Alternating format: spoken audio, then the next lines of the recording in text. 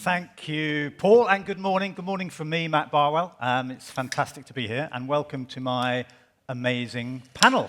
I'm not going to redo the intros, but what I would say is, without giving too much data away, between you, you've got more than 75 years experience, leading collectively, leading and working on some of the most amazing businesses and brands in the world, from Mars to P&G, from Co-op to Shop Direct, from ITV to RTE.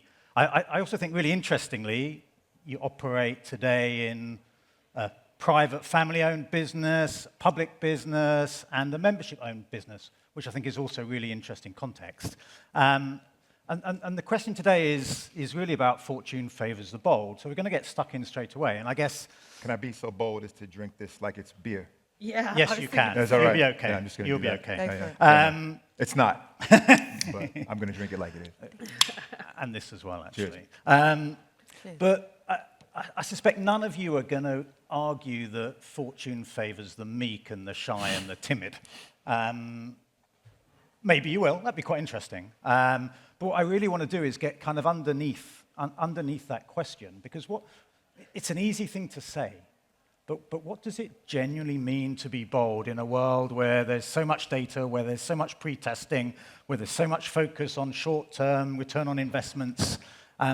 What does that really mean? And Michelle, I'm going to start with you, and in particular, I'd love to hear, because you've worked on Bank of Ireland, an institution for a nation, as well as Paddy Power. When you think about that context, what does it mean to be bold, and how does it apply across different sectors and different industries? Yeah, great question. And they are very different industries, but I think genuinely the same principles apply, regardless of what sector you're in, what kind of brand you're in, whether it's family-owned, publicly owned, whether it's banking, consumer goods. I think the same principles apply, really.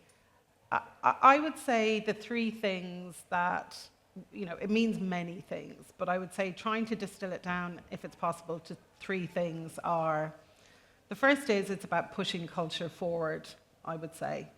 And, to do that, you need to have great partners. So, as marketing teams, when you're trying to do that, you have to work with the best partner. You can't do it on your own. So you have to work with really great partners to do that. We're very lucky. We work with BBH, who are seated there in the audience somewhere, and Essence Mediacom, who are also here. And, that helps us to kind of be brave, because you've got lots of outside-in thinking. You're not just talking to yourselves in an echo chamber. And I think for us, in terms of pushing culture forward, we look to find the truth and tension in an idea, because that's where the spikiness is. And bringing that to life in a way that's unexpected, hasn't been seen before, I think that's what makes people galvanize around it. That's what pushes culture forward and finds a new line. So I'd say that's kind of the first thing that we do. The second thing I would say is being selective about what you do. There is always a temptation to do everything, and data is really important. We're a very data-rich company, but I would say that we are inspired by data rather than data dictating what we do, because, data can't give you your point of view on the world. That's what comes from creativity, craft, and that's where bravery comes in. So I think they act as, kind of using a football analogy a bit, data acts as shin guards for us. So it can tell us what's going on and kind of map that out for us. But it's up to us then to understand what our point of view on that is and where we take that and how far we push it. And then I think it's, thinking outside of your category. So every sector has its own industry tropes, and I think there's great comfort in that. Lots of people will say, XYZ competitor is talking about, what are we talking about? Are we talking about that? Should we be talking about that?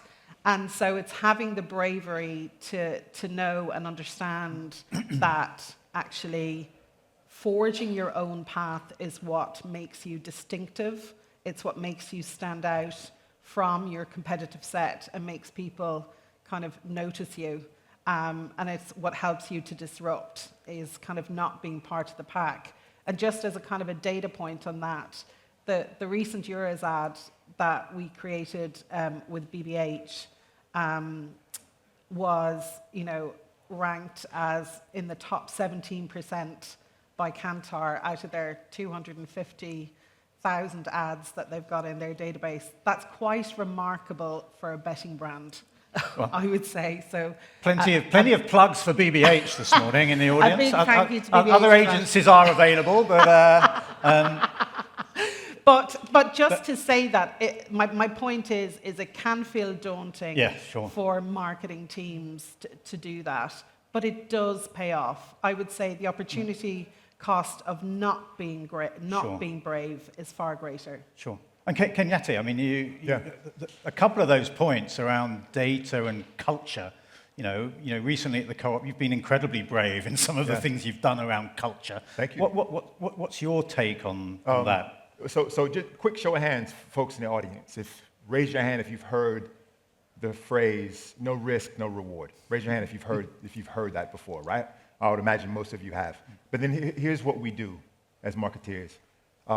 We tend to drive all the risk out of everything that we do, right? We test things to within an inch of their lives. Yep. We have hallway inside conversations with the CFO and the CEO and everyone else to say, listen, this will be good, trust me, calm down, don't scream at me, don't shout at me. We seek to eliminate risk. Yeah. But everyone in this audience just told me, no risk, no reward. So if you remove all the risk, conceivably, what have you also done?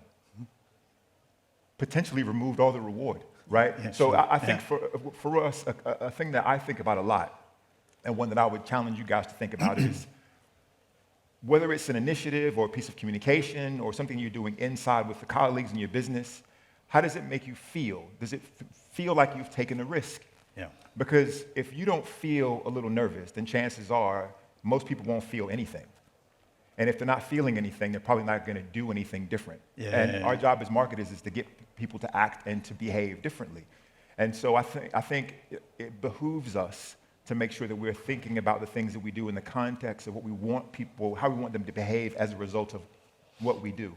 And that, for me, is a big litmus test, and I would ask us to consider that in our thinking, whether that's communications, initiatives, or all the above.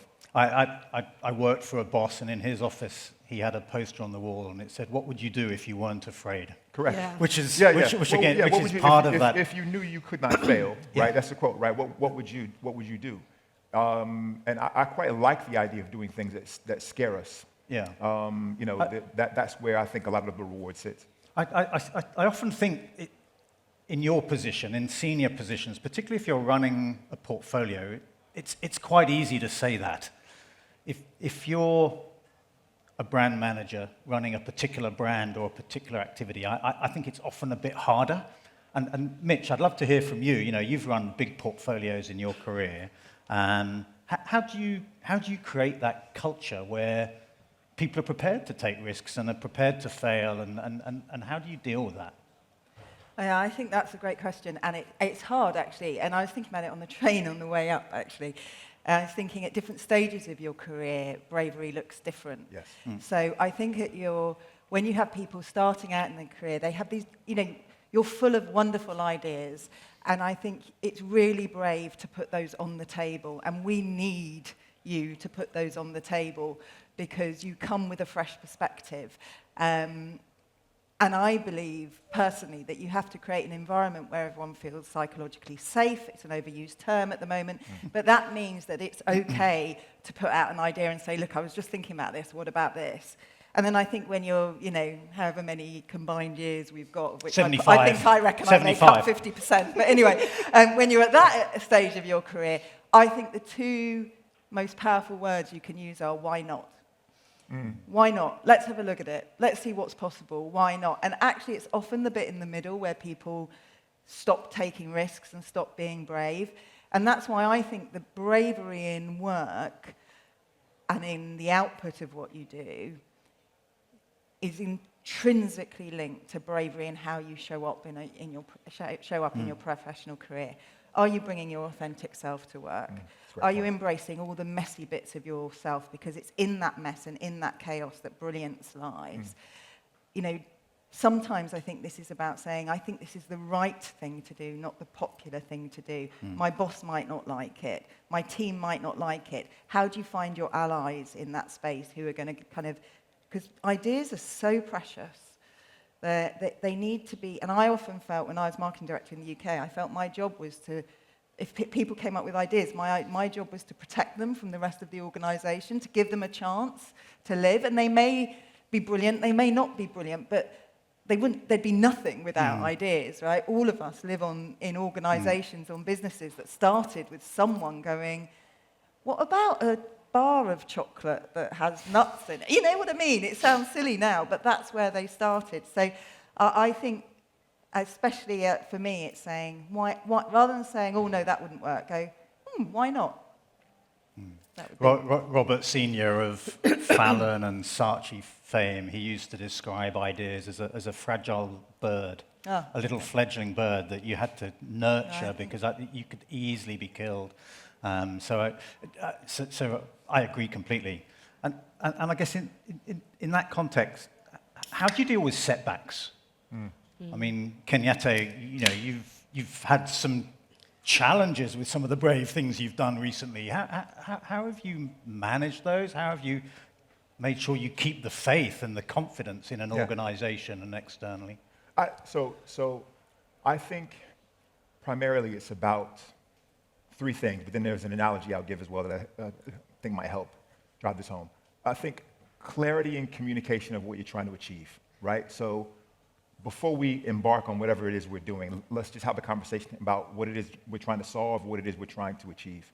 And in that context, what does success look like? So then clear communication about what is success and what does failure look like. Because oftentimes, I find what happens is if those first two questions aren't clear, then people will make them up as they go. And that's never a situation you want to find yourself in. And then I think the other is making sure that we're all aligned, right? Look, we're going to try something new. We're going to try something different. It may or may not work, and that's totally fine. But let's hold hands and walk towards this and be clear about this will either be a win or it will be a learning or a lesson. Both of those things are good, right? Let's reframe failure, right? And the analogy that I would give is you know, think about how you would approach something in your business or even in your life if you approached it with the same tenacity as a child who learns to walk, right? Children who learn to walk fall all the time. They just get back up, right? They just don't stop until they're walking, period. They don't get emotional about it. They're not emotionally connected to the outcome. They just keep trying to walk. And I think one of the things, I think focus was mentioned earlier in the conversation. One of the things that focus allows a business to do, aside from the fact that it eliminates distraction, is it also helps the organization to reframe what failure looks like. This is the thing we're trying to achieve. How we achieve it might change. So we might try to achieve it one way, and that might not work. But that doesn't mean the objective is wrong. It means the way we did it didn't work. So try it a different way, right? And I think sometimes organizations and people conflate the how and the what. They're very different. They're not the same, right? So you could fail doing something. That doesn't mean your objective and your ambition is wrong. And I think making sure the organization is clear on that is really, really important. And in that context, how do you bring the C-suite with you? How do you bring the CFO, the CEO? Particularly in an environment where you're having to release data to the city every quarter, where there's such a scrutiny on short-term performance, and often tenures of those people are also relatively short these days. Yeah. So how do you keep the perspective of that longer-term objective? How do you keep people aligned, to your point?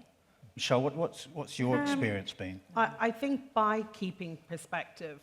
So when you've built a culture whereby you do experiment, and it's innate that some of those things will work and some of those things won't work, it's not alien when something comes along and doesn't work. If it's the first risk you've all taken in marketing, and everyone's kind of waiting there. It's much more dramatic culturally if it doesn't work out. But if you've built a culture whereby you're experimenting and you're agile around what's working, what's not working, and you're moving past it, then it's not a big deal. It's actually a really important formula within your business to kind of keep you forging ahead with a new path. The other thing I would say is, for all brands that are in the audience today, things do fail publicly, very publicly. I've had experience of that. And in my experience of that, after I stop screaming, then I go, right, let's just own it. Own it quickly and, move past it. So we have I'm sure lots of you will know, but we have very public social media accounts. We have millions of people engaging with us on social media every day. And we have a team of people that are just, we can't sign off and pre-authorize all the content that team are doing. They're doing it through experience, instinct, craft, but it's very public. And there's a lot of banter, let's call it, that's going on. And sometimes that goes wrong. Not a lot, but it has gone wrong in the past.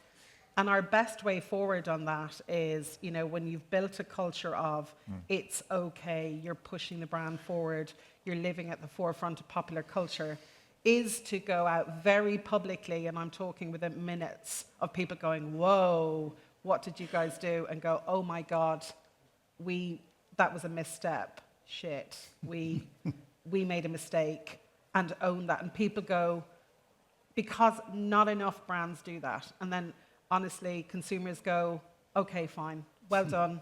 Okay, we'll all move on. And it's not a big deal. So I think it is about that, building that culture, building that muscle, building that rhythm. And then when things do go wrong, understanding how to deal with it and dealing with it quickly.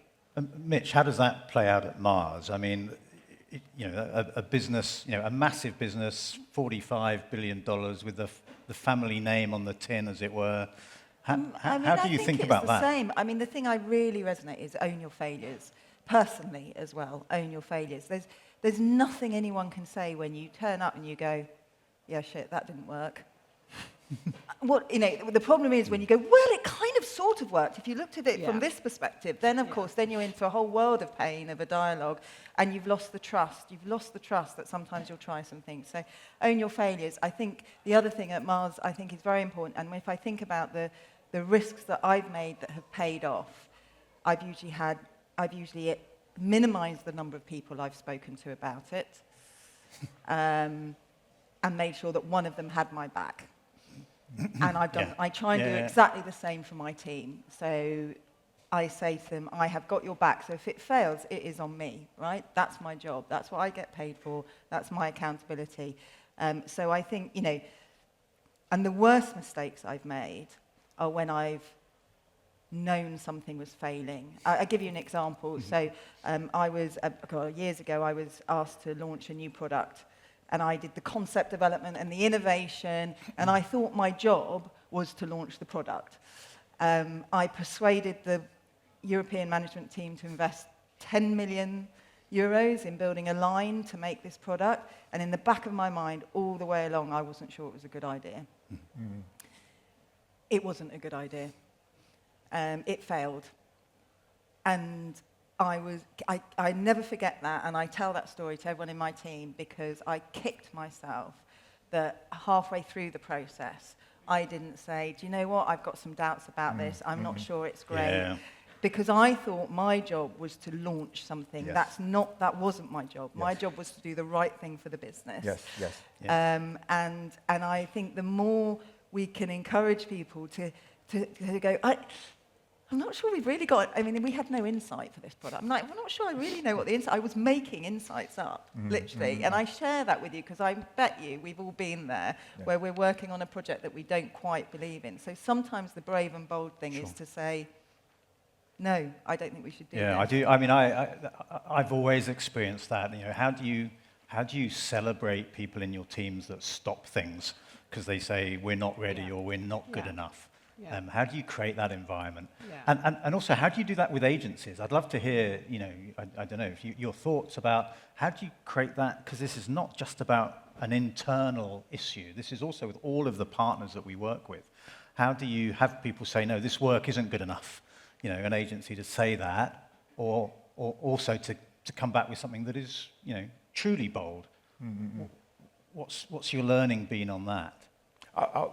I think for me, from a partner standpoint, one of the ways to get to really brave work is to treat them like partners. Mm-hmm.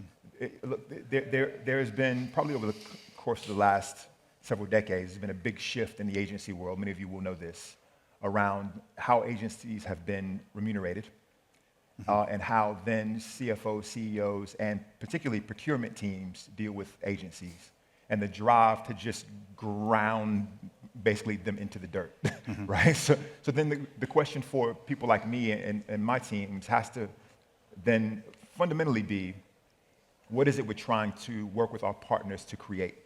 And how do we create an environment where this feels less transactional and more like partnership? For me, that's critically important. I think there's a few things. One, making sure that your partners are as integrated into the business as humanly possible. They need to feel it, touch it, taste it, breathe it as much as you do. If you keep them at arm's length, I think you risk trust and you risk psychological safety, and those two things are critically important in getting to great work and being brave. I think the other is you need to have really great and open and honest conversations with your agency partners. If that has to happen in the office, if that has to happen at the bar, if that has to happen at the restaurant, choose a spot, choose the place, but find ways to have the come to Jesus conversations with agencies and make it clear from the very beginning that these conversations are going to happen. It doesn't mean we're going to go pitch tomorrow. It just means that something's not working. Yeah. And we're going to need to have a conversation about what it is and attack the thing together. This isn't about me attacking you or you attacking me. It's us attacking the thing, right? That's great. That's a great relationship advice as well. Agree. I learned that one. Maybe sharing a bit too much at this point, Kenyatte. That's right. You live and you learn. We could have this conversation all day. Sadly, we've only got about 3 minutes left. Yeah. So I'd love just to quickly go around to each of you and said, if you were speaking to your younger self today, in terms of, what would you have done differently to have been braver and bolder? What's the advice you would give yourself? Mitch, are you ready to?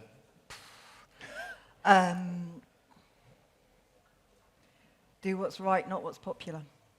Do what's right, not what's popular. That's great advice. Michelle? I would say don't censor your ideas or your opinions. Say what you feel. Launch your ideas. Say what you feel. There's magic in there, and others will help you get to it. Brilliant. Thank you. Kenyatte? I would say, quickly, have a point of view. You got invited to the party. Don't show up empty-handed, right? Share your beliefs. There are things that make you special. Don't hide them. I would say take a stand. If you feel like something's not working, say it, and don't be afraid to speak up. And in that context, be vulnerable. There's nothing wrong with being vulnerable. Showing vulnerability is strength. And then I would say celebrate other successes and lift up those people, partners, things that align to your values. I think you do that, and that all speaks to authenticity, I think. Exactly. You find yourself in a pretty good place. Brilliant. That's been fantastic. Thank you ever so much. Really appreciate your time and some amazing insights there. So hopefully we will all walk away from here being our authentic selves and being bold and brave and also celebrating things through the rest of the day. Exactly. So thank you very much. Thank you. Just before you go, I have one. I think that was fantastic. I have one question from the audience, which I'd love to kind of put out there. Firstly, I love the focus on vulnerability at the end there. How do we be brave whilst balancing the constant need to deliver against quarterly kind of sales numbers? Mm-hmm. If anyone, I'll give a view. I think the first thing to do is to acknowledge that those weekly, in some cases, monthly, quarterly sales numbers exist. Yeah. We work for these businesses. We've made commitments. We have a budget. We need to acknowledge that that's a reality of the business we operate in, right? But that's number one. Number two is recognize that those are output metrics. They're the result of doing something, right? So then the question becomes, what do we do, right? So then shift the attention and the focus on that. Yeah. You know, the numbers will take care of ourselves if we're doing the right thing.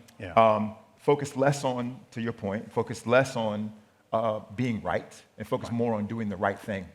And if we're doing the right thing for the business and for the customers we serve, the numbers will sort themselves out. The question only becomes then, how long might it take? And we need to have an honest conversation about that. But those are output metrics. You know, we have to do some stuff and focus on what we're going to do. Yeah.